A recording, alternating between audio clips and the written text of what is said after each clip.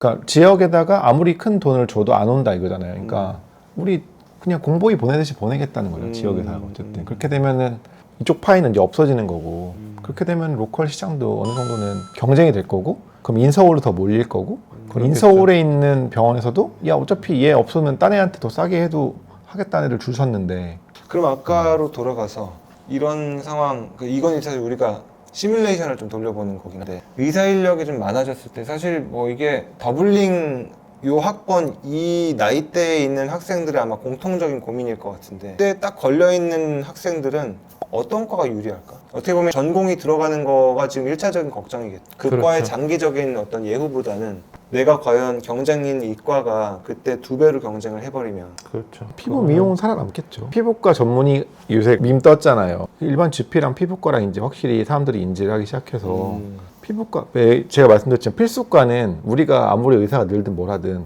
1년에 발생하는 위암 환자, 간암 환자는 정해져 있단 말이죠. 그러니까 캡이 있어.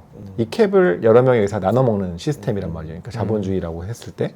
근데 피부 미용의 시장은 캡이 없어요. 그렇지. 캡이 없기 때문에 그리고 나이가 70대도 보톡스 맞을 수 있고 그러니까 고령 인구가 증가해도 비용은 계속 살아남을 거기 때문에 그러니까 이쪽에 캡이 없는 게 있고 캡이 있는 게 있으면 당연히 풍선을 같이 부풀리면 이쪽으로 커질 수밖에 없는 게 너무나 당연한 거고 지역 의사제로 강제를 한다 하더라도 필수를 그 사람들이 나머지를 다 하고 나머지 의사들은 그냥 전공 안 하고 GP를 하거나 어떻게든 피부과 경쟁이 적은 데 가가지고 피부과 트레이닝을 하거나 재수해서 피부과를 가거나 이럴 수도 있죠. 일반 GP랑 피부과랑 뭐 다르게 할 수 있는 게 생기면 모르겠는데 다 비급여의 영역이기 때문에 그걸 제재할 수도 없어요. 더블링인 그 학번이 올라갔을 때는 어쩔 수 없이 불행히도 재수하고 떨어지고 이런 일이 생길 수밖에 없을 것 같고 그러니까 어떤 과 선택이 문제라기보다는 그 동시에 시험에 응시하는 인원이 갑자기 2배가 된 거잖아요. 무슨 뾰족한 방법을 써도 갑자기 전공의를 2명 뽑던 걸 4명을 뽑을 수는 없는 거고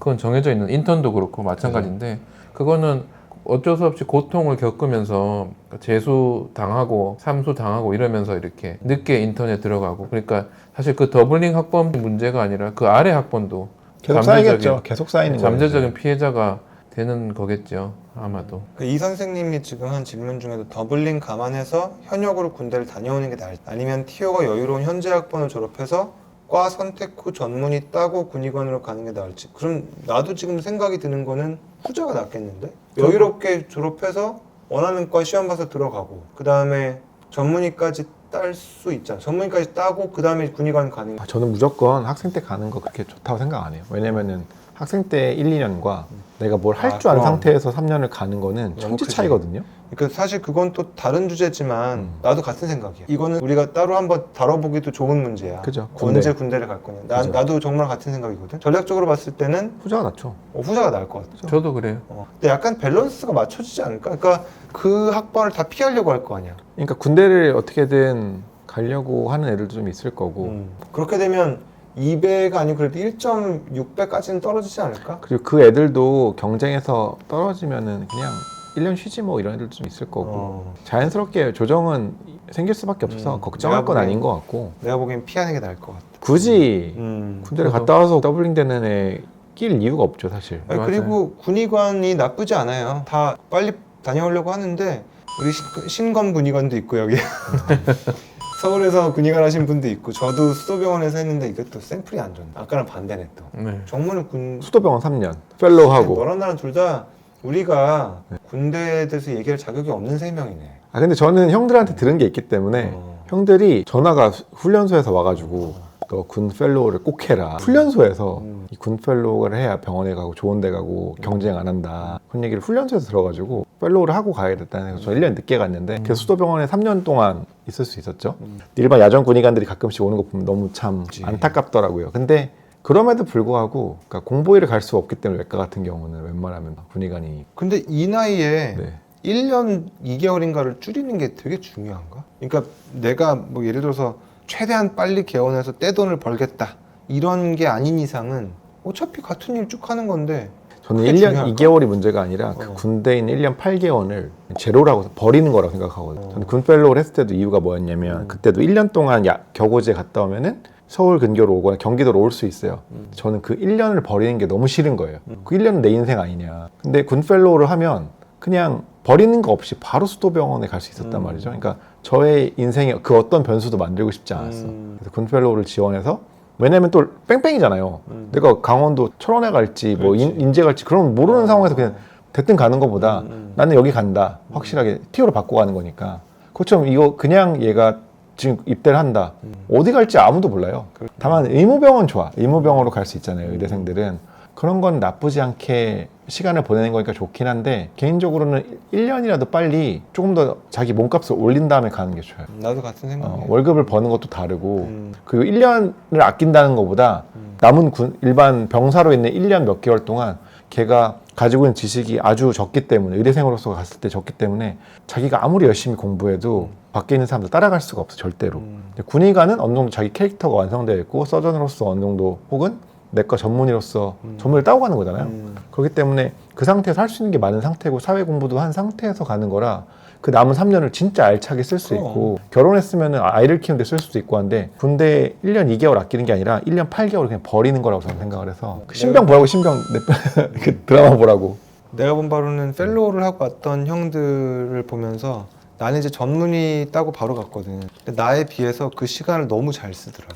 그러니까 진짜 고생을 나도 뭐 고생한다고 생각하고 갔는데 사실 레지던트 4년만 하고 가는 것보다 펠로우를 한번 해봐야 진짜 고생을 알잖아. 그렇죠. 그리고 일단 뭘 할 줄 아는 상태에서 어. 오기 때문에 그 3년을 진짜 알차게 쓸 수 있거든요. 내 분과도 정해져 있고 맞아. 논문도 쓸 수 있고 맞아. 근데 보드만 따고 가면은 그냥 다시 까먹어. 그냥 이게. 지나가기 쉽지.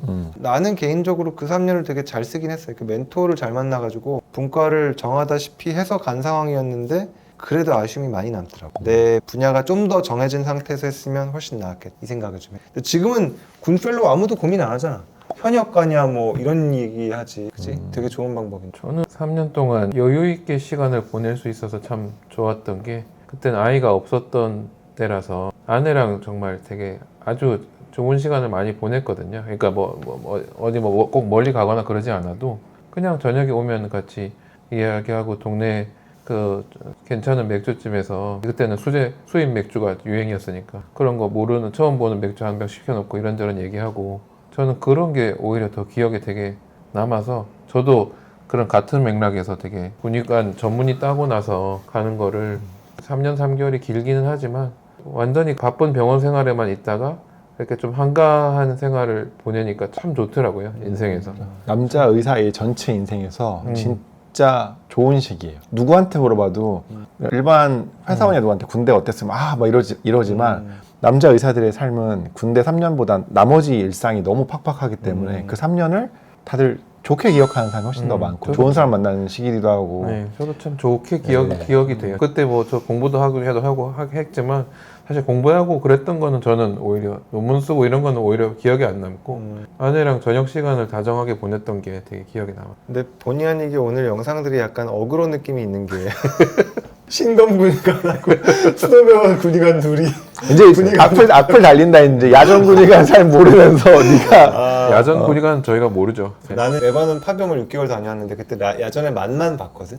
근데 좀 하여튼 그 사람들 야전에서 고생하는 사람들의 그 마음을 조금 봤는데 소령들이 문제. 소령. 그러니까 무슨 얘기냐면 대령은 대위가 그냥 귀여워. 군의관이든 뭐 상관 안 해. 소령 입장에서는 이 새끼는 아무리 의사지만 어쨌든 대위인데 나한테 경례도 제대로 안 하네? 소령들이 문제야. 그 얘기 하기도 저희는 지금 수도병원에 있어서 할 말이 없어요. 어쨌든 오늘 정리를 해보면 살아남을 수 있는 과는 이제 필수 의료가 될 수 있다는 또 의견도 있지만 이정무 교수님의 말씀대로 어떤 캡이 없는 피부 미용이라든지 이런 쪽도 좀 미래가 있을 수 있고 약간 상반되는 의견이고 그 다음에 그 더블링을 감안해서 다녀올지 말지에 대해서는 저희가 다 동의하는 바는 더블링을 피하는 게 낫겠다. 또 이렇게 첫 그 게시물로 이렇게 사연을 주셨는데 도움이 되셨는지 모르겠습니다. 참 저희도 얘기를 하면서 많은 생각이 나네요. 군대에 대한 것도 하나의 이슈고 더블링이라는 게 앞으로 눈에 보이는 그런 상황인데 아무쪼록 잘 판단을 하셨으면 좋겠고 그리고 저희 이번 영상을 보시면 이번에 사연 주신 분께서 꼭 댓글 주셨으면 좋겠어요. 저희가 말씀드린 거에 대해서 느낌이 어떠셨는지 동의하시는 부분이 있으신지 또 아닌 부분이 있으신지 말씀해 주시면 또 감안해서 다음 영상을 만들 때 반영하도록 하겠습니다. 오늘도 함께 해주셔서 감사합니다. 수고하셨습니다. 감사합니다.